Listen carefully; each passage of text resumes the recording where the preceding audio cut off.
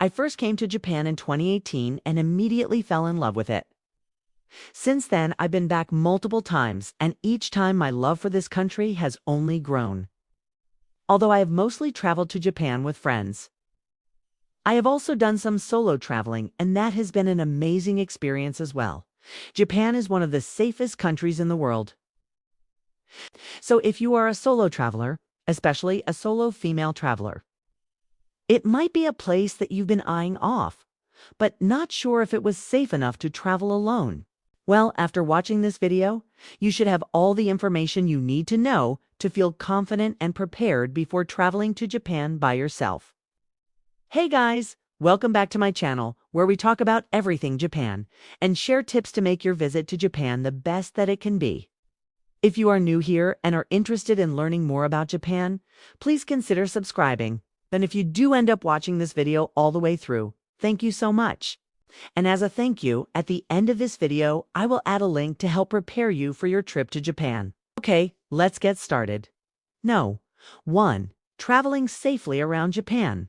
The second that I landed in Japan, I bought myself an IC card, which is like a rechargeable transportation card. This is convenient because you don't have to carry around coins or bills when you're riding the train, and you just tap your card at the beginning of your journey at the ticket gate, and then again at the end of your journey at the ticket gate. If you don't have an IC card, you can still buy tickets at the ticket machine, and although these machines do have an English option, I always find it easier to use the IC card. The thing that I really love about Japan's transportation system is that most of the stations have maps that show you exactly where you need to stand on the platform depending on which car that you want to ride in. So for example, if you want to sit in a women-only car, this is where you need to stand on the platform waiting for the train to arrive. In Japan, there are 3 main types of trains that you will encounter. There are local trains, which are usually slower and stop at every station. There are express trains, which are faster and only stop at certain stations. And there are also limited express trains, which are the fastest type of train and only stop at major stations. All of these different types of trains are very clearly marked at the station, so you won't have any trouble figuring out which train is which. A couple quick tips about riding the trains. There are special seats on the train for people who are elderly, pregnant women, people with small children, or people with disabilities. These seats are marked with a blue and white logo. If you see someone who looks like they could use the seat, such as a pregnant woman, the elderly, or someone with a stroller, please offer them the seat. You can also take off your backpack and put it on the floor in front of you while you're riding the train so that your bag is taking up less space. And you can allow more room for other passengers. As you may know, Japan is a cashless society and many things can be paid for using a credit card.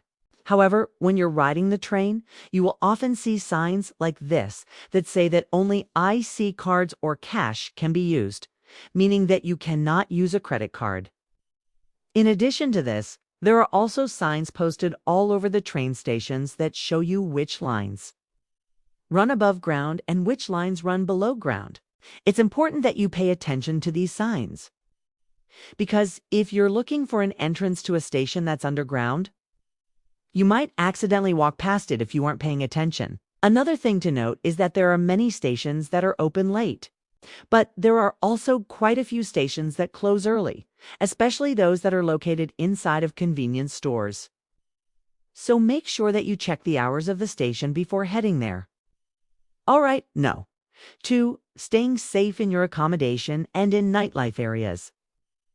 When I travel to Tokyo, I usually stay in Shinjuku because there are so many great places to eat there and it's conveniently located right next to the station. One tip that I have for staying safe in Shinjuku, and I think this tip applies to pretty much anywhere that you go at night, is to stay on well-lit streets.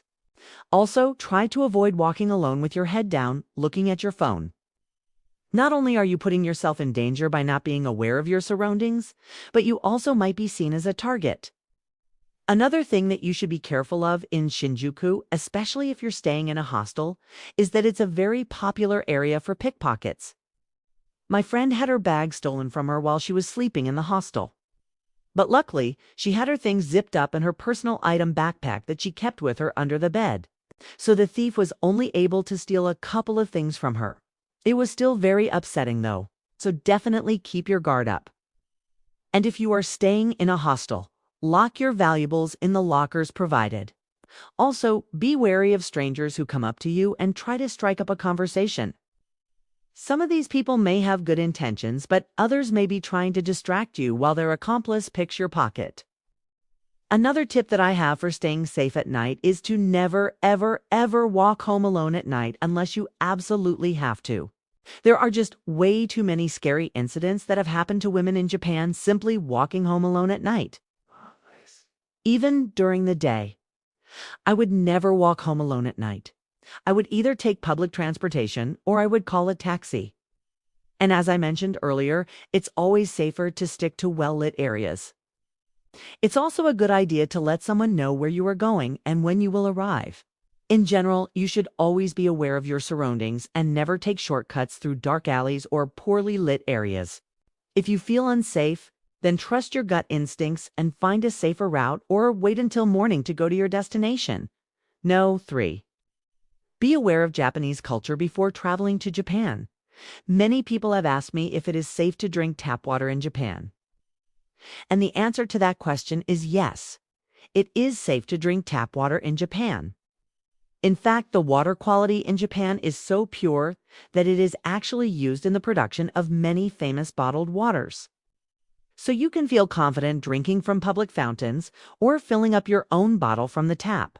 Something else that you should know is that in Japan, it's customary to pour and serve drinks with 2 hands for elders. On the other hand, you should pour and serve drinks with 1 hand for children.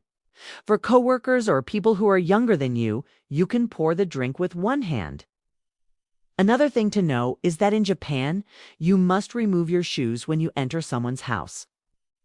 In some cases, you may also need to take off your shoes when you enter a restaurant, a temple, or a museum. So make sure that you bring a pair of socks that are clean and presentable. Also, when you dine at a restaurant in Japan, it's common for you to be seated on the floor with your legs tucked underneath you. This may be difficult for some people, so just be aware that this is something that may happen and it's nothing to be alarmed about. Number 4. What to do if you are harassed in Japan. Unfortunately, harassment does happen in Japan, just like it happens everywhere else in the world. In fact, catcalling and unwanted touching is quite common. It's usually not extremely severe, but it can still make you feel uncomfortable and unsafe.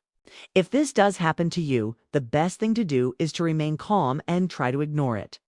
If the person persists, you can try politely telling them to stop, but don't expect them to listen. In more extreme situations, you can try asking a nearby police officer for help or running to a crowded area where there are other people around. In general, Japanese men tend to be very polite and respectful towards women. So if you treat them with respect as well, they will likely treat you well in return.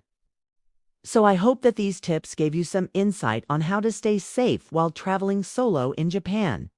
Please let me know if you have any questions in the comments below, and I will do my best to answer them. And once again, thank you so much for watching.